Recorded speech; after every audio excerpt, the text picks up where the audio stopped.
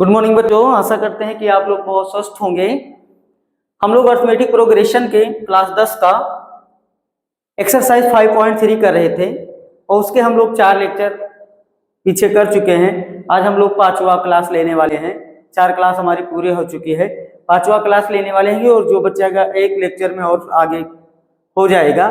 तो इस तरह से इस एक्सरसाइज के हमें कई सारी वीडियो देखने को मिली होगी। तो ये था कि एक्सरसाइज बहुत बड़ी थी, इस वजह इसको हम लोग थोड़े थोड़े क्वेश्चन करके वीडियो में देखते गए हैं। तो आज चलो बिना देरी करते हुए हम लोग क्वेश्चन पे आते हैं। पहला क्वेश्चन आज का है कि क्वेश्चन नंबर 14, 0 और 50 के बीच की विषम संख्याओं का योग ज्ञात कीजिए। देखो हमें कहाँ से देखना है, 0 से 50 के बीच विषम संख्या, क्या 0 और 50 के बीच विषम संख्याओं का हमें योग ज्ञात करना है। तो ध्यान दीजिएगा, हमें यहाँ क्या लिखेंगे कि 0 और 50 के बीच विषम संख्या हम लोग इसे एपी बना लेंगे। तो हमें देखो क्या करेंगे, इसे एपी जब बनाएंगे तो क्या मिलेगा, 0 के बाद देखो 1 है, 1 को भी हम लोग विषम कहते हैं, 1 के बाद 3, 3 के बाद ऐसे 5, ठीक है। अब डाट डाट आगे चले जाएंगे। 50 देखो 50 तो 2 से कटने वाली संख्या अर्थात ये विषम नहीं है। 50 के पहले जो हमें 49 है इसको हम लोग विषम कहते हैं, ये हो जाता है, ठीक है। अब आप लोगों को समझ में आ गया होगा कि जो एपी बनी है वो क्या बना है। अब इससे देखो हमें क्या निकालना है, इनका योग निकालना है। तो पहले हमें ये पता हो जाना चाहिए कि यहाँ से 0 से 50 के बीच कितनी संख्या है। तो हमें कितना फोकस करना है, जिसके बीच पूछ रहा है, तो बीच पूछ रहा है तो यहाँ पे देखो उसके बाद देखेंगे कौन सी विषम है। अभी 1 ही विषम मिल गया, उसके पहले क्या 49 मिल गया हमें। अर्थात देखो यहाँ से अगर हमें निकालना हो तो इसका हमें प्रथम पद मिल सकता है। क्या मिल सकता है, प्रथम पद आपको मिल सकता है। प्रथम इसमें क्या है, 1 हो जाएगा। और इससे हमें सार्वांतर निकालना हो तो सार्वांतर भी निकाल सकते हैं। सार्वांतर अर्थात डी निकाल लें तो डी क्या, देखो दूसरे वाले में से यानी कि 3 - 1 कर देंगे तो 2 आ जाएगा, ठीक।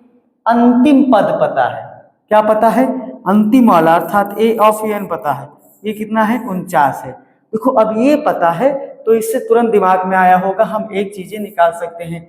ए ऑफ एन से क्या निकाल सकते हैं, a plus n minus 1 into D.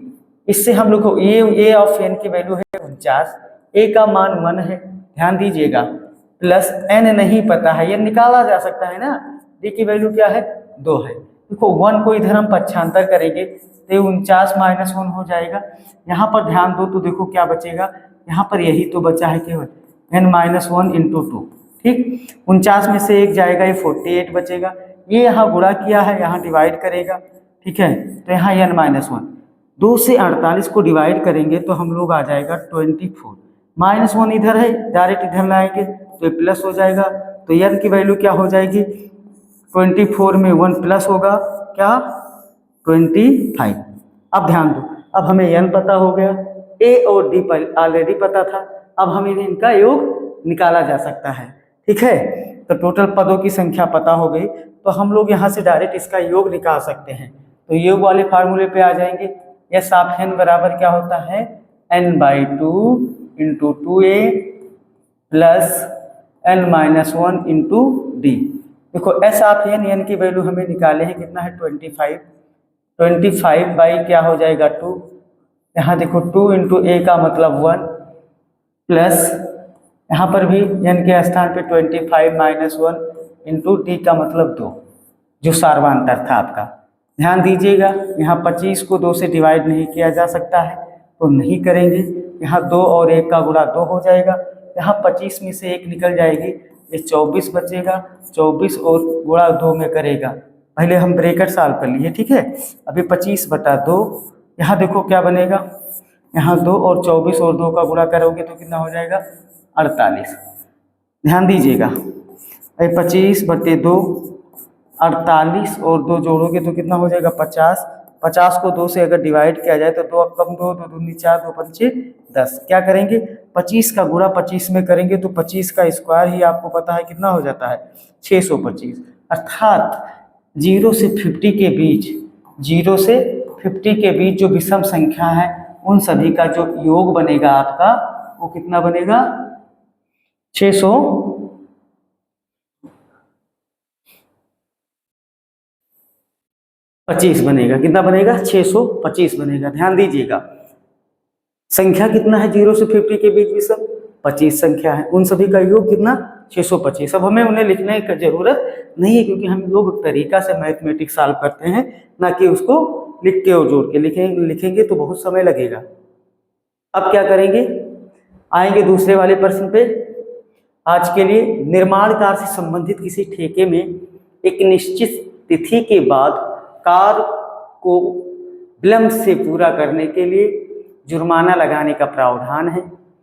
ठीक है, प्रावधान ही इस प्रकार है कि पहले दिन के लिए 200 रुपया, दूसरे दिन के लिए 250 रुपये, तीसरे दिन के लिए 300 रुपये इत्यादि, अर्थात प्रत्येक उत्तरोत्तर दिन का जुर्माना, उत्तरोत्तर का माने आने वाला दिन, जुर्माना अपने से ठीक पहले दिन के जुर्माने से 50 रुपये अधिक है।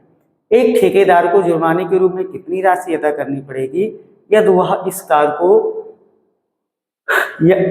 इस कार्य में 30 दिन का विलंब करता है। विलंब माने देरी होता है। विलंब का मतलब क्या होता है, देरी होता है। अगर वो ठेकेदार 30 दिन उस कार्य को करने में ज़्यादा समय लेता है, कितना दिन 30 दिन, तो जुर्माने के रूप में कितना देना होगा। तो जुर्माना क्या है 200 रुपये, पहले दिन का एक दिन अगर जुर्माना तो 200, बाकी एक प्रत्येक दिन जो है वो 50 ही रुपये बढ़ रहे हैं। कितना बढ़ रहा है 50, क्योंकि 200, 200 के बाद 250, 250 के बाद 300, अर्थात 50 जो बढ़ रहा है तो उसका कॉमन डिफरेंस आपका क्या बन जाएगा 50 बन जाएगा। कॉमन डिफरेंस क्या बन जाएगा 50 बन जाएगा। अर्थात इससे हमें जुर्माने में दी गई राशि के द्वारा बनी एपी, यही तो जुर्माने में दी गई राशि से बना एपी। एपी क्या बनेगा, इससे ध्यान दीजिएगा, अर्थमेटिक प्रोग्रेशन यानी समांतर श्रेणी क्या बनेगा। पहले दिन का जो आपका जुर्माना है वो 200 रुपये है, उसके बाद 250, उसके बाद 300, डाट डाट डाट ऐसे बढ़ते गया है। टोटल कितने दिन है 30 दिन है। अब एपी हमें मिल गया तो हम एपी से प्रथम निकालेंगे कि प्रथम दिन या प्रथम पद कर सकते हो। प्रथम पद इसका है आपका 200।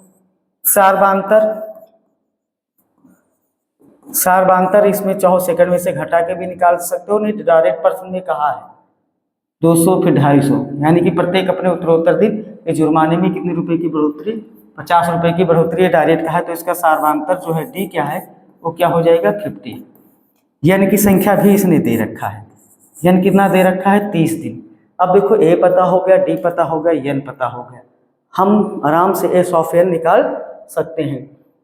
देखो एस ऑफ एन हम लोग निकालेंगे तो क्या होता है, एस ऑफ एन बराबर n/2 into 2a plus n-1 into D.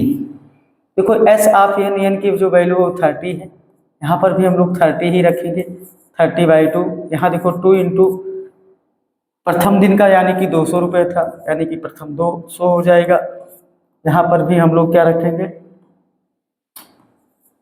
30 - 1 into D की जो वैल्यू है वो कितना है 50 है। ध्यान दीजिएगा यहाँ 2 अक्कम 2, इसको इससे काटा जा सकता था तो 15 आ जाएगा। कितना आ जाएगा 15। यहाँ देखो 200 और 2 का गुणा करेंगे तो कितना हो जाएगा 430 में से 1 निकल जाएगी, ये बचेगा 29 गुणे कितना 50।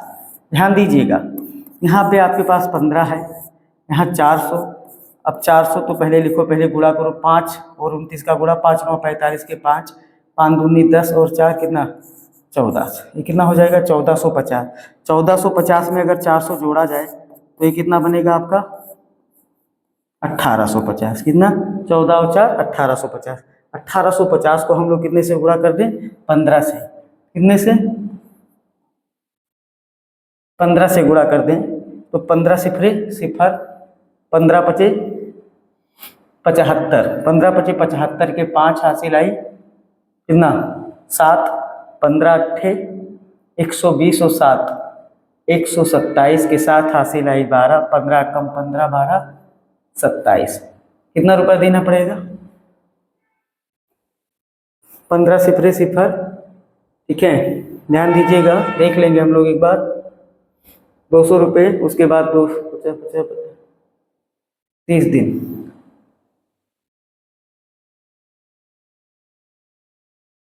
ठीक है, तो उन्हें देना होगा कुल मिला के 27,750 रुपये। ठीक है, 30 में से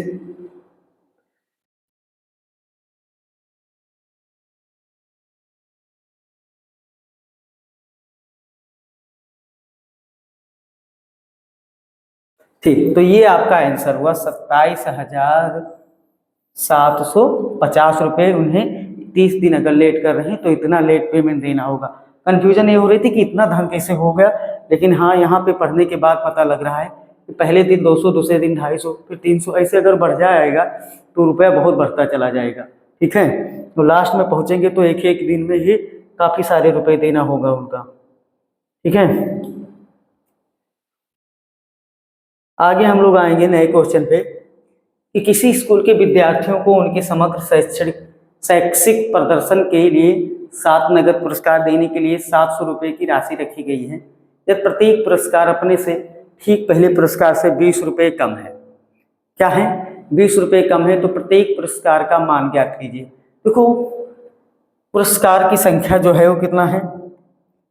पुरस्कार की जो संख्या है अर्थात n की जो वैल्यू है वो 7 है। ठीक, टोटल कितना देना है, यानी कि यह 7 यानी कि 700।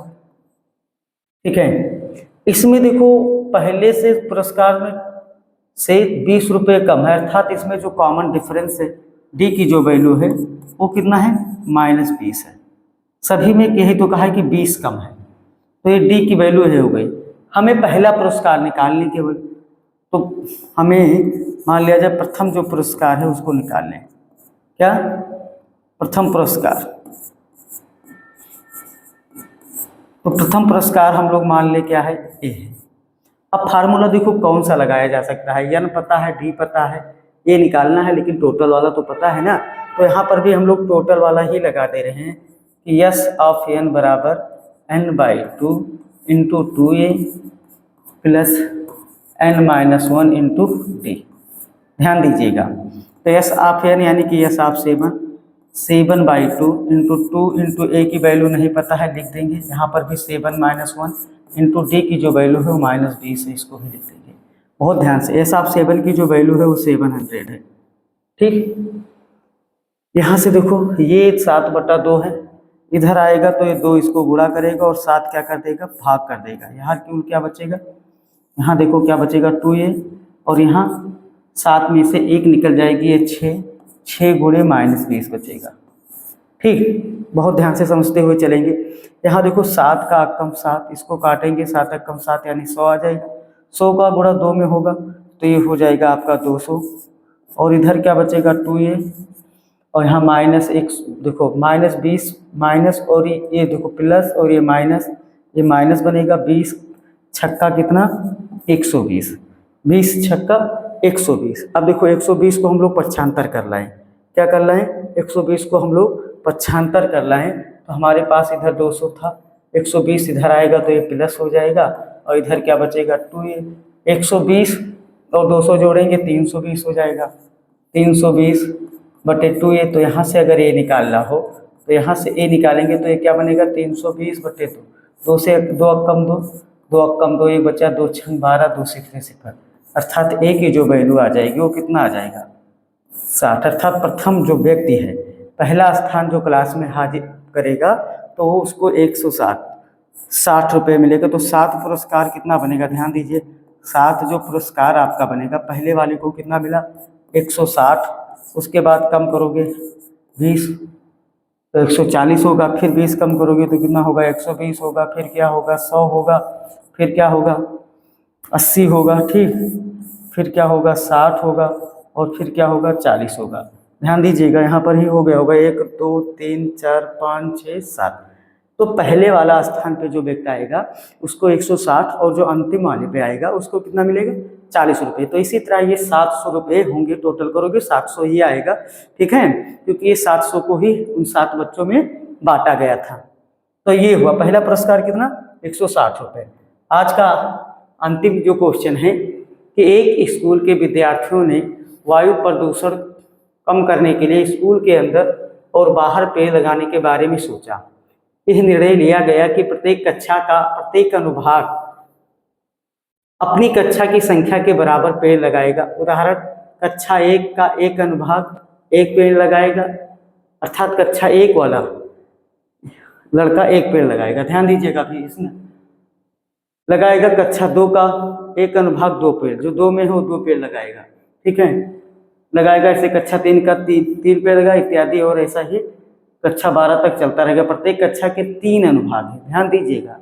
अब अनुभाग माने सेक्शन, प्रत्येक क्लास में कितने सेक्शन हैं, तो एक में 3 हुआ, तो टोटल अगर देखा जाए तो प्रत्येक में 3, तो टोटल मिलाकर कितना 12 36 सेक्शन हो गए, और प्रत्येक के अलग अलग हैं। अब एक में 3 सेक्शन हुआ, ऐसे 2 में, तो देखो यहाँ पहले अनुभाग जो है इसमें, तो ध्यान दीजिएगा। कक्षा कहाँ से, कक्षा कहाँ से है 1 से 12, 1 2 3 4 12 तक, यही तो। और प्रत्येक में अनुभाग देखो, अनुभाग कितने हैं, अनुभाग हैं 3, प्रत्येक में 3 अनुभाग हैं।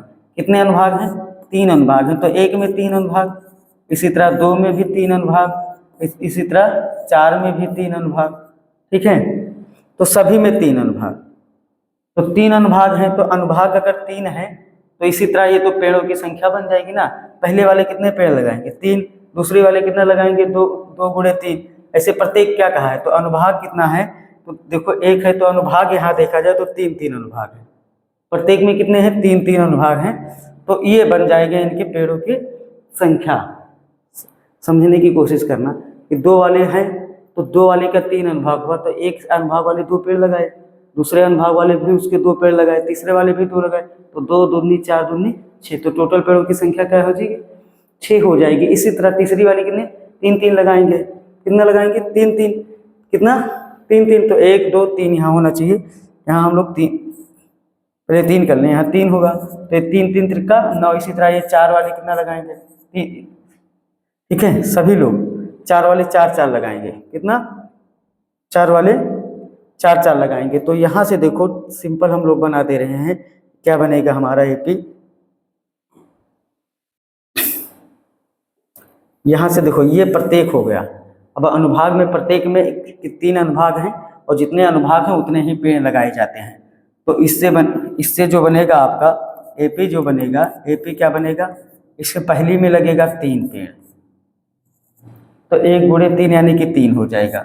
यहाँ ये कितना हो जाएगा 6, यहाँ 3 लगाएंगे तो 3 त्रिका 9, यहाँ भी लगाएंगे तो यहाँ 4 वाले हुए। तो देखो यहाँ पहले 1 लगाए तो इनसे 3 पेड़ लगाए, इनसे 2 लगाए तो 6 पेड़ लगाए, 3 लगाए तो इनसे हुआ। फिर ये 4 वाले हैं तो 4 या कितना होगा 12 पेड़ हो जाएगा। डॉट इसको ऐसे यहाँ से छोड़ दीजिए। अब हमें यहाँ केवल क्या निकालना है, टोटल विद्यार्थियों द्वारा लगाए गए पेड़ों की संख्या।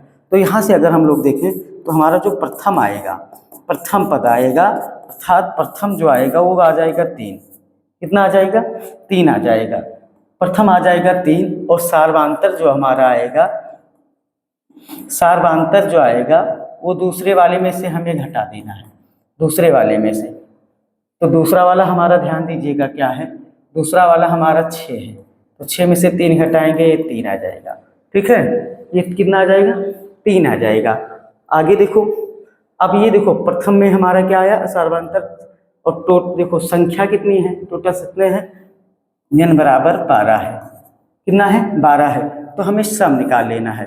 तो यह साहब 12 बराबर, फार्मूला नहीं लिख रहे हैं, 12/2 इंटू 2 इंटू क्या हो जाएगा 3, प्लस यहाँ 12 माइनस 1 इंटू 3। अब यहाँ से देखो क्या बनेगा, यहाँ से तो 2 आप कम 2, इसको काटोगे 6 आ जाएगा। यहाँ 2 तिहाई 6, यहाँ 12 में से 1 गई कितना बचेगा, 12 में से 1 गए 11, तो 11 गुणे 3 हो जाएगा। तो 11 तिहाई कितना बनेगा, 33। 11 तिहाई 33 और 6 जोड़ दोगे 39 हो जाएगा। 39 को अगर 6 से गुणा किया जाए तो 6 9 54 और 6 3 18 और 5 23। तो उनके द्वारा टोटल जो पेड़ लगाए जाएंगे वो कितने पेड़ लगाए जाएंगे, 234 पेड़ लगाए जाएंगे। कितने, 234 पेड़ लगाए जाएंगे। अर्थात वो बच्चे जो हैं वो कुल मिला के कितना पेड़ लगाएंगे, 234 पेड़ लगाएंगे। ठीक है, तो ये थी आज की क्लास। फिर इसके जो बचे क्वेश्चन हैं एक और वीडियो लेनी पड़ेगी, उसी में ख़त्म हो जाएगा।